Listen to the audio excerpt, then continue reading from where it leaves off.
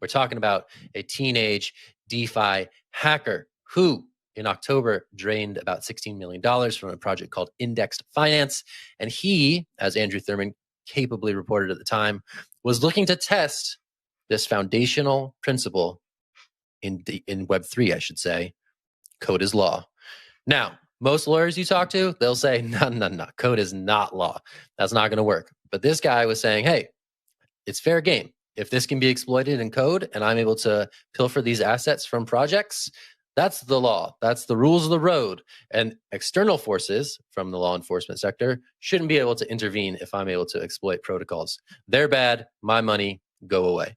That's not what this project is saying. This project is saying, hey, this is simple fraud and we're taking you to court.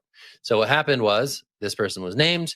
Instead of returning the funds and looking to sort of exit the situation, this guy, 19-year-old, former math prodigy, said, hey, we're going to court. I'm going to fight this in the court of law. So what happened yesterday was allegedly after failing to appear at a hearing, he was issued with a warrant for his arrest. And this could be really big because this could be potentially the first time that a DeFi hacker is taken into the court of law to test whether code is law or whether law is law. So we got law, we got Canada. I'm going straight to Jen. This one is really interesting, and I think more people should be keeping an eye on this story because it could be really fascinating to see if some of these central tenets of the decentralized internet hold up or if it's just a bunch of bunk. So we're talking about hacks, we're talking about exploits, we're talking about law. What are your initial thoughts? My initial thoughts are, I think if we look at how law has handled many of the things we've talked about, that this is not great for the sector. So there's a lot of precedent talk around this case right now. And in the article, there's a tweet that I want to read out. So the tweet says, not going to lie, if I had time, I'd represent him, not because I think he's in the right or would likely win, but because the legal issues around this aren't super simple. And these cases should be litigated by informed lawyers on both sides so that sound legal precedent builds up. And this is so important. And unfortunately, the way the law works now, especially in Canada, is that lawyers there's no requirement for them to upgrade their knowledge. Someone with absolutely no knowledge on code and technology and innovation could take on this case, and we could resort back to case law from, the 30s or 40s. And so to have this case be in front of the courts at this point, I don't know. It makes me feel very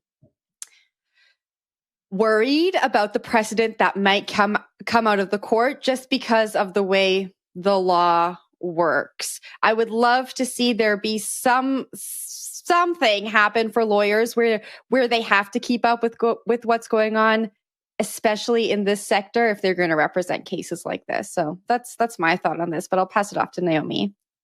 Yeah, I have strong feelings about this. So this hacker who got involved with this project, he didn't sign any contract saying like, this is how I agree to use this contract. It's all written in the code. So whatever he does in the code is permissible as far as I'm concerned. That doesn't mean it's ethical. I think it's a really douchey move. I think anyone who goes and steals all that money from someone is doing a really bad thing. But does that mean that the government should get involved? Like, absolutely not, because the precedents that this would set would be absolutely disastrous for the crypto world. And let me just talk about some of the language they've been using to describe this fraud that was perpetrated. Civil fraud. People are seeking rescission for misrepresentation or mistake and or unjust enrichment. Like, define unjust enrichment. Like, what a vacuous term. Then it says the attack wasn't simply an accounting error. It had to be deliberately manipulated through a complex series of actions in order to create the circumstances under which assets could be taken at below market price.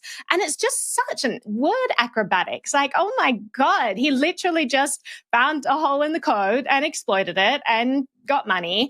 And it's not like there was some that's what hacking always is. That's what finding ways to arbitrage always is. Like, when you find arbitrage opportunities across exchanges, it's not easy. It's not an accounting error. It's literally, difficult, and you try and figure out a mechanism by which you can take advantage of the system. It's how a lot of people make money. So again, I don't think that this was ethical, what he did. He stole money that, he extracted wealth from this smart contract that hurt a lot of people, and I don't think that's okay. But he literally did it by abiding by what the code said. As I said, he didn't sign any contract beforehand that said, I will not have malicious intent when, dealing with this code. He's no breach of contract here.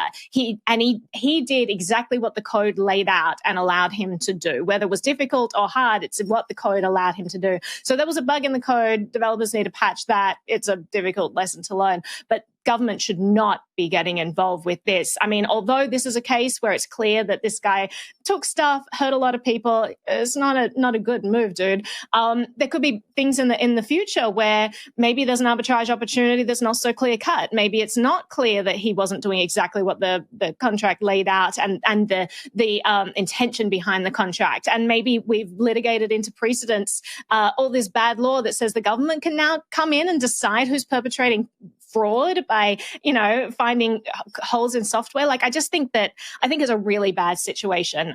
So I hope that the litigators who get involved with this understand the precedents they would be setting up going forward. But Jen, I'll throw back to you, or Zach, or anyone. We can go back to Zach, but I just wanted to ask you, after that explanation, which was amazing, do you really think that the litigators are going to take the time to understand what you've just said? I really hope they do, but...